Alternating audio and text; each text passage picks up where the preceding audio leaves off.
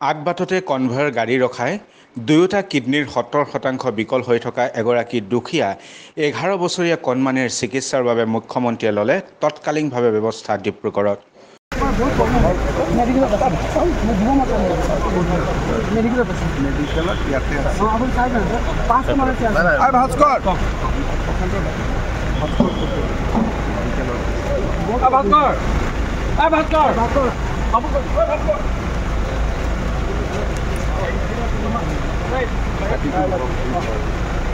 Medical cash এটা phone কৰি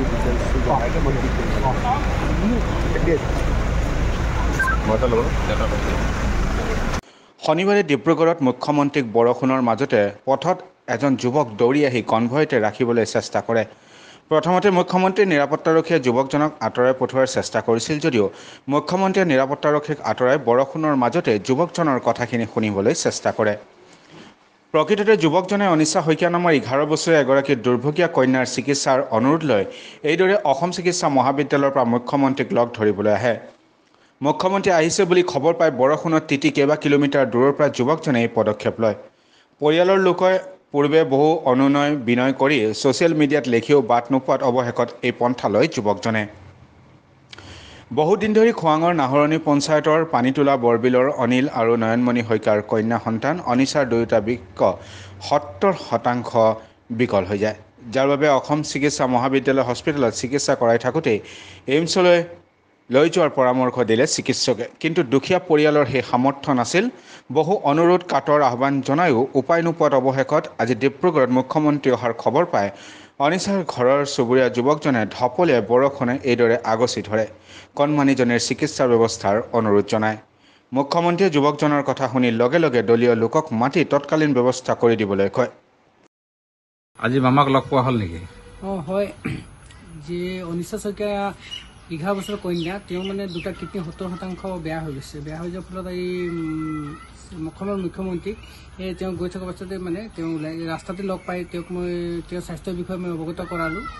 আৰু মুখ্যমন্ত্ৰী ডাঙৰীয়াই ফলত আজি গোটেই দিনটোৰ ভিতৰতে তেওঁ মানে আয়ুষ্মান কাৰ্ড নাছিল, তেওঁ আয়ুষ্মান কাৰ্ডখন হ'ল।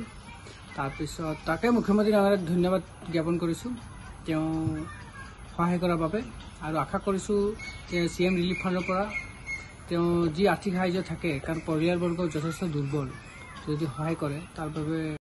মাননীয় মুখ্যমন্ত্ৰীলৈ মোৰ এটা অনুৰোধ, আজি ছোৱালীজনী বহুত দিনৰ পৰা কিডনী ৰোগত ভুগি আছে। আজি আপোনাক লগ পাই আপোনাৰ পৰা সাহসকলকো পালোঁ। ছোৱালীজনী ৰেচন কাৰ্ডটো আপুনি বনাই দিলে, আৰু তাই এতিয়া বিশেষ ইমান সুস্থ হোৱা নাই, তাই ICUতে আছে। আপোনালৈ এটা অনুৰোধ জনাইছোঁ, আপুনি আৰু আমাক উন্নত চিকিৎসালয়লৈ প্ৰেৰণ কৰি আপুনি অলপ আপুনি আমাক সহায় কৰে যেন। ছোৱালীজনী এতিয়া কেনেকুৱা অৱস্থা? ছোৱালীজনী এতিয়া বিশেষ ভাল নহয়, তাই ICUতে আছে।